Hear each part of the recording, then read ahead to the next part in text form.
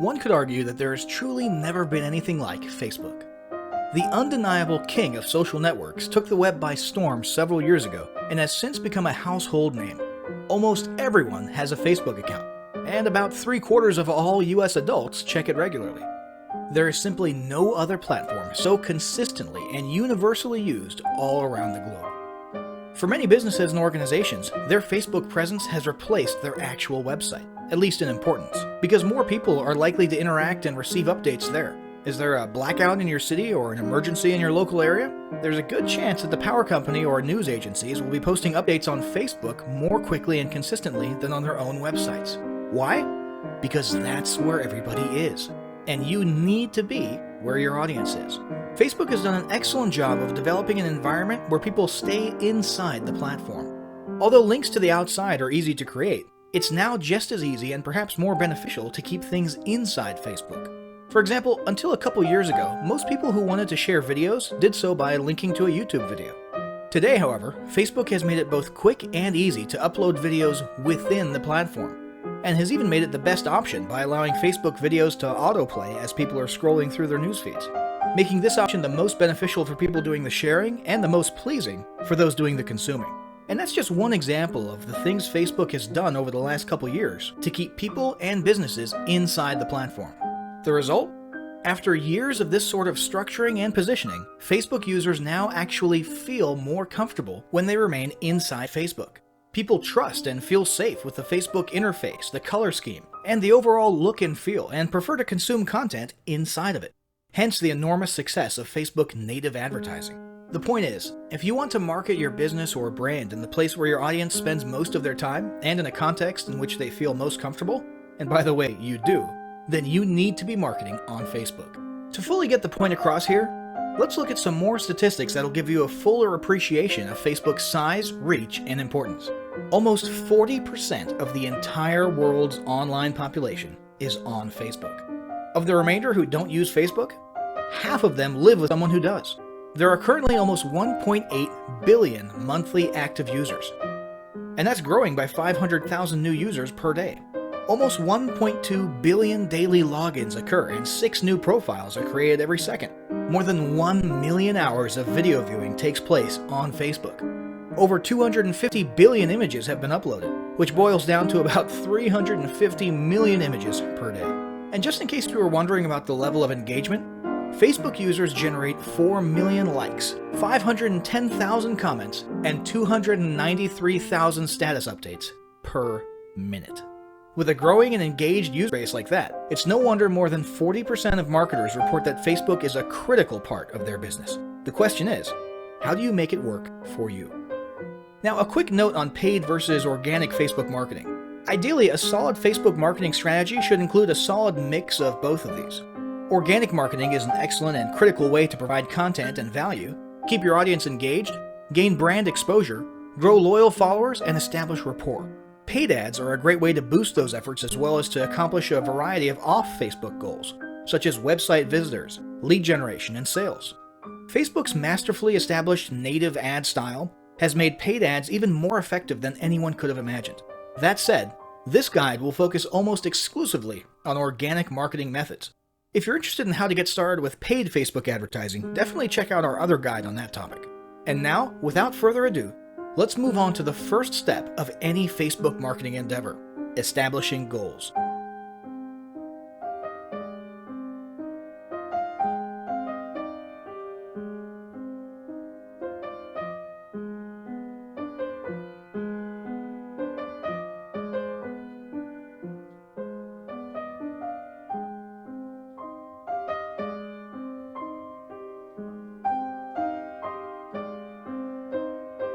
Establishing marketing goals is critical to the success of your Facebook marketing. Countless entrepreneurs and businesses have set up a Facebook presence, made a few posts, and then let it sit untouched for months or even years. This is usually due to a lack or absence of goals. So before you even begin establishing any sort of Facebook presence or strategy, you need to establish clear marketing goals. Your goals should be specific, measurable, and attainable. They can be long-term, short-term, or a mix of both. Deadlines and milestones can be helpful as well. Let me give you an example. I want to increase my social following would be an example of a bad goal that will likely result in your marketing efforts petering out after a while, because there's no specifics or milestones. On the other hand, I want to gain 1,000 likes by Christmas is an example of a good goal. It's specific, measurable, and certainly attainable. Below are some examples of the various goal categories you might be interested in for your business. First up, there's traffic to website, which usually means sales, leads, or content marketing. Probably one of the most popular goals of Facebook marketing is to funnel your Facebook traffic back to your own web properties. After all, most businesses don't do business on Facebook. You're leveraging Facebook to obtain traffic and convert that traffic into brand followers, leads, prospects, and customers.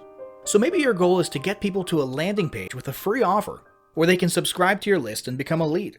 Maybe they're being sent to a sales page or an e-commerce store. Maybe you just want to do some content marketing and send them to your blog. Whatever the case, the end goal for a lot of businesses will likely be bringing Facebook traffic away from Facebook and over to their own web properties. Next, let's look at the social following goal, which we also refer to as Facebook as autoresponder.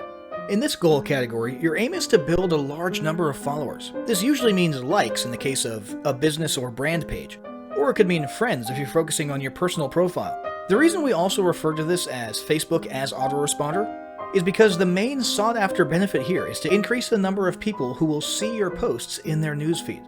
In this sense, your Facebook posts become similar to sending out email broadcasts via your autoresponder. It should be noted that Facebook has recently adjusted its algorithms in such a way that people tend to see less posts from businesses they've liked. This means a much smaller percentage of your followers will actually see your posts in their news feeds today than did in the past. Still, if you grow a large enough community, this can still be very beneficial, and if your content is engaging enough to get a lot of traction in the form of likes, comments, and shares, you can significantly increase the range of your organic reach into people's news feeds. Next, there's passive presence.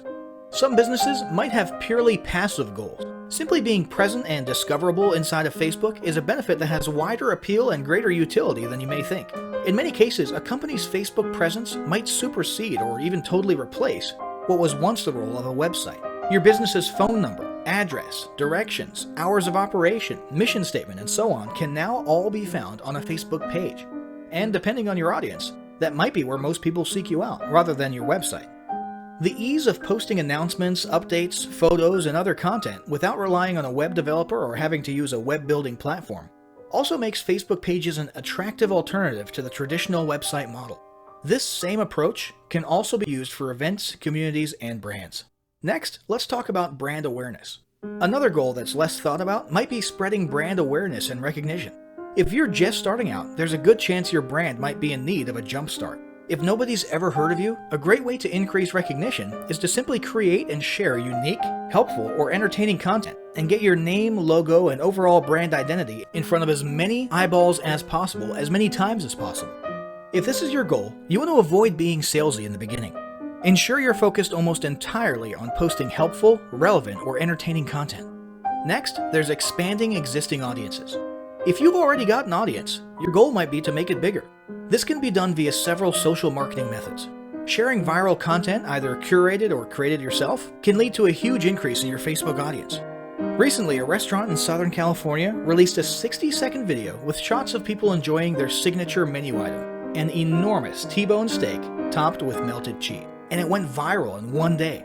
They had already garnered a respectable audience prior to the video, but after the video, their Facebook audience and engagement skyrocketed, and so did their foot traffic.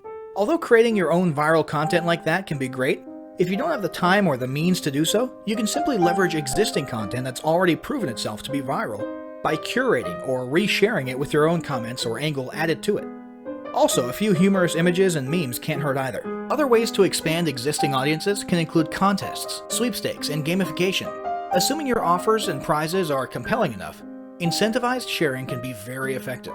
Just ensure your methods are permitted by Facebook's terms of service. After that, there's enhancing or repairing public relations. Do you want to set your company apart in the public eye?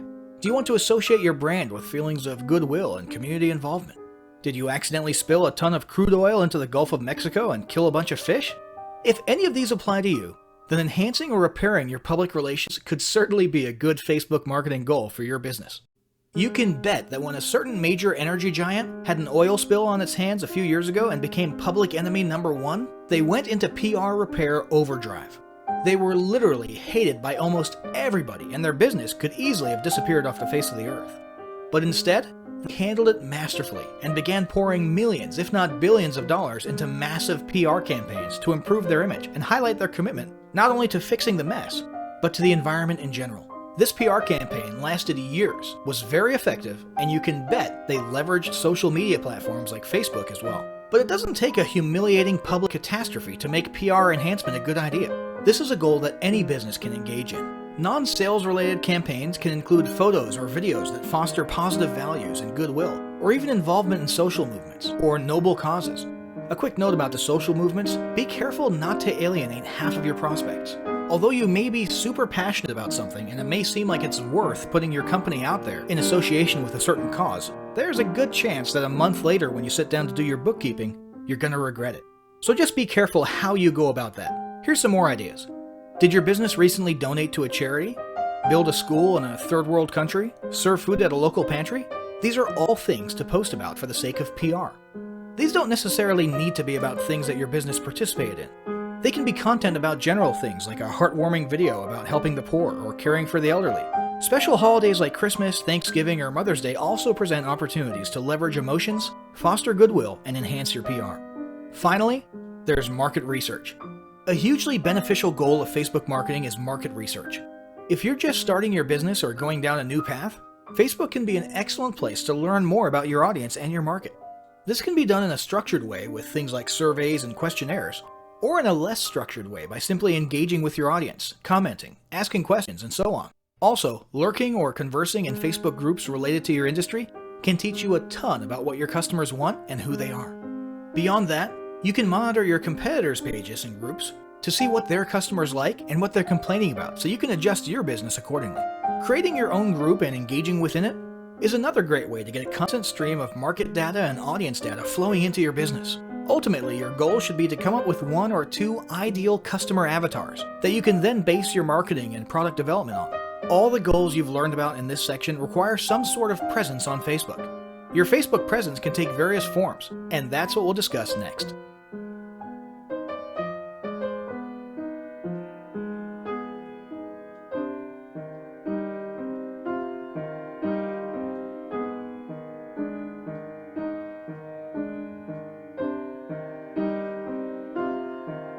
In order to reach your audience, gain followers, conduct market research, or accomplish any goals at all, you'll need to establish a presence on Facebook. What sort of presence you create will depend largely on what you hope to accomplish. But the most common first step is usually to create a page, often called fan pages. There are several types of pages to create. These include local business or place, company, organization, or institution, brand or product, artist, band, or public figure, entertainment, and cause or community. Pages are different from profiles for a few important reasons. Your profile is traditionally meant for connecting with friends and family and not for business. Your page, on the other hand, is geared towards raising brand awareness or promoting your business or cause. With pages, you can run paid advertisements, create special offers, analyze data and reports, gain likes and followers, and much more. Pages should be understood as a social avenue for you to build your relationships with prospects, customers, and clients. Finally, business pages are kept completely separate from your personal profile and bear no public connection to you unless you choose to reveal such a connection. Let's talk about building your pages. When you first start the page creation process, and you can simply go to facebook.com/pages/create, you'll be prompted to choose one of the page types listed above. This should be relatively obvious. There is some disagreement about whether online businesses should choose company/organization or brand/product. In most cases, for online businesses, it's the latter, but it entirely depends on your business. It won't make a huge difference in your page functionality though, so don't agonize over the decision too much. Once you've chosen a page type, you'll have a drop-down menu where you'll need to choose an industry or category. If you're unsure which category applies best, don't worry, you can change it later. Then you'll be asked to input a business or product name and hit submit. When you first arrive at your new page, it'll be a little barren, but Facebook has made it very easy to start fleshing it out. The first thing you'll want to do is write a short description of what your page is about. Facebook only allows 155 characters, so you'll want to not only get the main points in just a couple sentences, but you'll also want to make sure you include any critical keywords that you want to be found for when people do searches. Keep in mind, SEO is still important for Facebook, both for its internal search as well as your Facebook page ranking in search engines like Google. Consider using Google's keyword planner tool to determine the best exact keywords to use in your description. Speaking of being findable, you'll also want to assign a unique username to your page. What this does is create an easy to remember unique URL for your page, so you don't have a long, impersonal, alphanumeric URL. In the end, you should end up with something along the lines of facebook.com/yourbusinessname. But this will be subject to availability, and you may have to use something slightly different from your actual business name if it's already taken. For example, if facebook.com/Tom's Tomato Shack is already taken, you might have to stick a number 2 at the end of it, or settle for Tom's Tomatoes or something. Don't worry about this too much. It's not like you're choosing an important domain name or trademark. It's purely meant to make it slightly easier for you to put your page URL on a business card, or to make links for your page look more friendly. Next, you'll want to add your website. From the options on the right-hand side of your page, click Add a Website and enter your main website address, or depending on your goal, a specific landing page URL. After that, it's a good idea to add a second admin to your page. Even if you're the sole owner and employee of your business, you should still do it. This way, if your page or profile gets hacked, and that does happen, or if you get locked out of your profile for any reason at all, you'll at least have someone else who can try to access the page and do what needs to be done. This is a security precaution, so it doesn't matter who it is, and they don't literally need to ever be an actual admin. Heck, this could be your grandma if you want. After that, you'll want to like your own page, so you'll now be following it via your personal profile, and you'll want to make sure you turn on notifications. Now you'll want to start visually completing your page. First, you'll want to add a square profile image. This can be an image of you or your logo, or whatever you want people to see associated with your brand. In addition to being visible on your page, this will also be the avatar image that accompanies your comments and activity on Facebook when you're posting or commenting as your business. Once that's done, you'll want to add a horizontal cover image. If you don't have a horizontal image to use for your cover, you can either create one yourself via a tool like Canva, or you can pay someone on Fiverr to make it for you. Next, go to Edit Your Page Info to adjust your page details. Here you can add categories, descriptions, contact info, location, legal disclaimers, and so on. Then, go to See All Information and see if there's anything else you want to add, such as awards, privacy policy, and so on. Finally, you'll want to add a call to action button to the top of your page. This CTA button can be for booking services, contacting you, purchasing or shopping, downloading something, or even a generic Learn More. After choosing one of these categories, you'll have a choice of more specific CTA wordings to select from. Once your page is ready and looking the way you want it, you'll have an opportunity to start inviting friends to like the page or to start posting content to the page timeline. Now let's talk about another type of presence: groups. One option for establishing a presence on Facebook is to create a group. A Facebook group can be either public or private. These groups can be an excellent way to interact with your audience, share content, encourage them to interact with each other, and even start building a tribe mentality among your followers. Although groups can eventually take on a life of their own once you've got enough members in there, conversing, posting, and answering and asking questions, early on it'll be important for you to have a content posting routine to keep things fresh and moving. It may also be a good idea to appoint a moderator/admin to handle things on the inside. Be prepared. Groups can easily turn into a second customer support channel, and can also be a place where people think it's okay to dump their complaints or criticisms of your brand. Be sure to keep an eye on things in there. Try to foster a positive vibes environment, and have yourself or moderators on hand to delete or censor any comments that might harm your brand, and make it clear to members whether or not it's okay to handle customer service issues inside the group. And for the record, it's totally up to you, and in fact, handling customer service in groups publicly is becoming a bit of a trend lately. There's plenty of pros and cons to that. We're not going to get into it here. If you choose to make your group a no customer support zone, just ensure you get that message across kindly and gently, and use patience when reminding individual members about it. Remember, your whole tribe can see you here, and they will judge you on how you treat members. Let's talk about creating a group. To create a group, go to your Groups page and click the green Create Group button. You'll first need to name your group. This can be your business name or a spin-off of your business name. For example, if your group is centered around providing special training or advice on using a product, you might call it Your Product Name plus the word Masters, Experts, or Ninjas at the end of it. Each group needs to start out with at least one member. So you can either add several members right there from the beginning, or you can just add yourself for the time being and move on. The final selection is your group's privacy status: closed, public, or secret. Secret means it's not even searchable or discoverable. You can change this setting later, so don't worry about it too much right now. After you hit submit, you'll need to choose an icon for your group. Just pick whatever seems most relevant. Once your group is created, you can start fleshing it out by adding a cover photo and description. The same guidance for business page descriptions above applies here more or less. Keep it short, clear, and include important keywords. As for the cover photo, make it horizontal and consider using Canva to create your image or hiring someone on Fiverr to make a nice image. Finally, there's the personal profile. It's true that Facebook has terms that prohibit using your personal profile for explicit business purposes. However, that does not prevent you from leveraging your personal profile in exactly the way social profiles were meant to be used: networking. Make it clear what it is you do and what services you provide. Make yourself findable via search. Join relevant groups. Contribute to discussions. Introduce yourself and rub elbows as much as possible. In this sense, your personal profile can be an incredible resource for marketing and potentially even more powerful than your business page. So, once you've established the sort of presence you've determined you need, you'll want to start posting content. After all, that's what this whole endeavor has been about, and it's what we'll cover in the next chapter.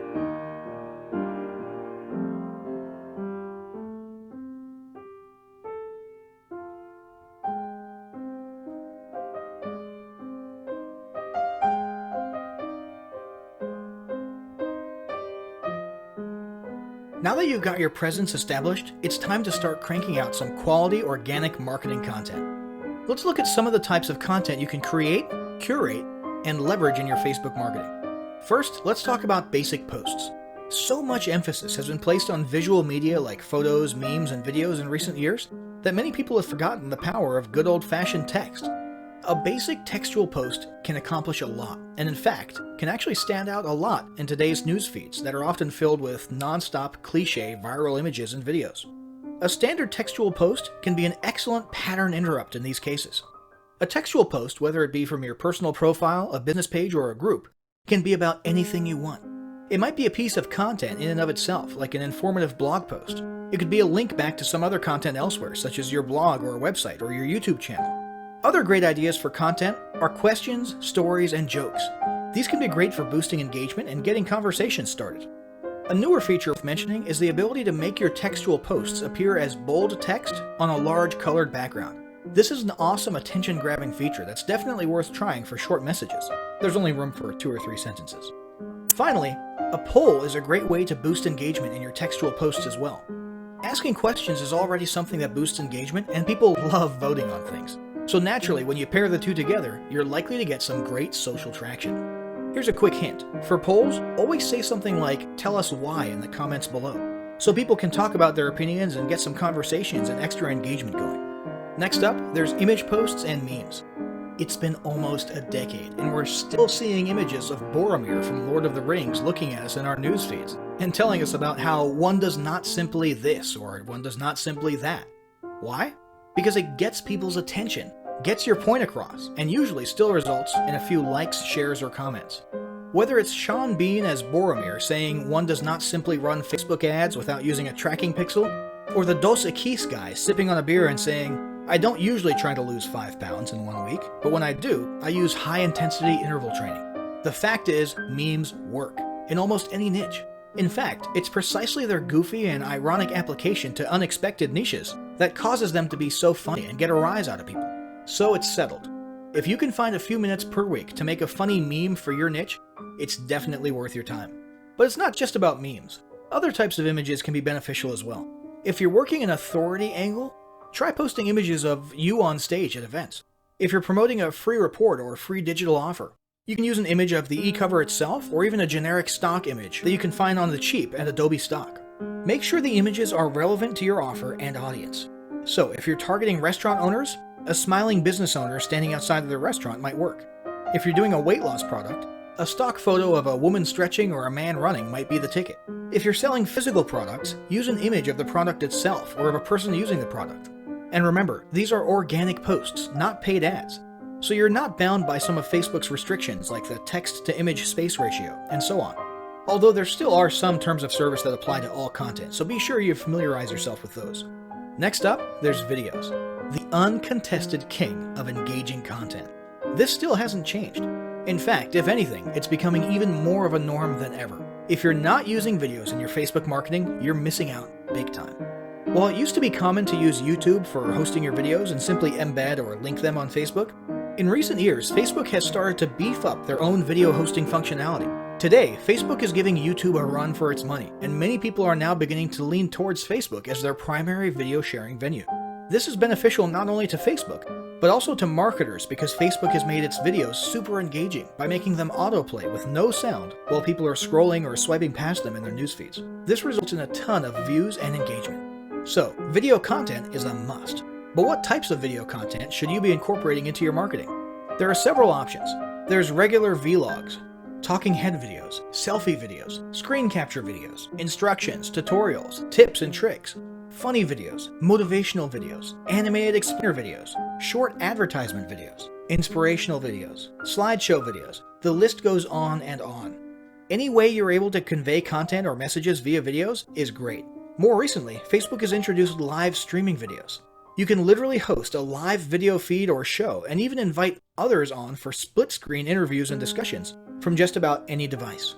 All of these innovations in Facebook video sharing are helping to propel Facebook further into the video marketing spotlight, and it's not a trend you want to miss out on. Now let's talk about curated and repurposed content. Not all content needs to be created by you or your team from scratch. One very popular form of content marketing is content curation. This means finding existing content from someone else and simply resharing it yourself. This can be done simply by using the share button on Facebook to share other interesting or entertaining posts and add your own comment or commentary. Another way to curate content is to manually republish it.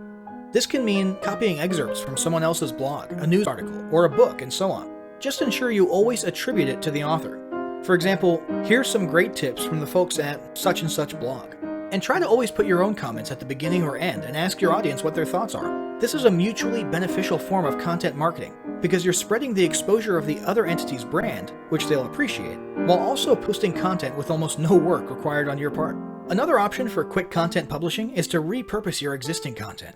Do you have ebooks, reports, or guides of your own? Why not take a chapter from one of your ebooks, tweak it at the beginning and the end, and publish it on Facebook? Heck, you could turn an ebook or report into a whole series of Facebook posts covering a whole week. Have a blog on your website with interesting articles and posts? Why not post a teaser or excerpt from each blog post, old or new, and a link to the post in question? Same goes for videos, podcasts, interviews, and so on. If you've been online long enough, there's a good chance you'll be able to repurpose a lot of your old content into Facebook posts. Now let's talk about boosting content. Although this guide is about organic content and not paid ads, it's worth mentioning that you can pay to give your organic content a little kickstart and increase the reach and exposure of it. You can do this by choosing any organic post of yours and clicking the Boost Post button. This will open a new screen where you essentially turn your post into a paid ad for a limited amount of time. You can set a budget, choose an audience, and many of the other settings you'd usually apply to creating a paid ad. This will get your post in front of many eyes that otherwise would not have seen it in their news feeds. Be advised, when you use this method, your post technically becomes a Facebook ad and will then be subject to Facebook ad guidelines that most organic content is not subject to. So if you have an image in your Facebook post and the image is almost completely text or has a very large text to image ratio, there's a pretty good chance it's not going to be a good fit as a boosted post. Now let's talk about content planning. Planning out your Facebook marketing strategy is super important. The last thing you want is for your Facebook presence to turn into one of those where you set up a page, post a few things, and then becomes lifeless for months at a time. This happens a lot. When people see this, you instantly lose credibility. And that's why it's important for your team to have a robust content posting schedule and strategy. Ideally, you should be posting something almost every day at least. However, this need not always be content designed from scratch. Instead, you can set aside 2 days of the week that are for original, created from scratch posts or videos, while all the other days in between only require a reshared post from elsewhere or a quick meme or image.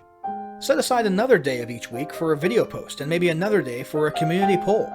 If you have a regularly updated blog or YouTube channel, you can also simply add a new step to your blog posting or YouTube uploading workflow, in which after each post or upload, a link to the new content should be shared and teased on Facebook.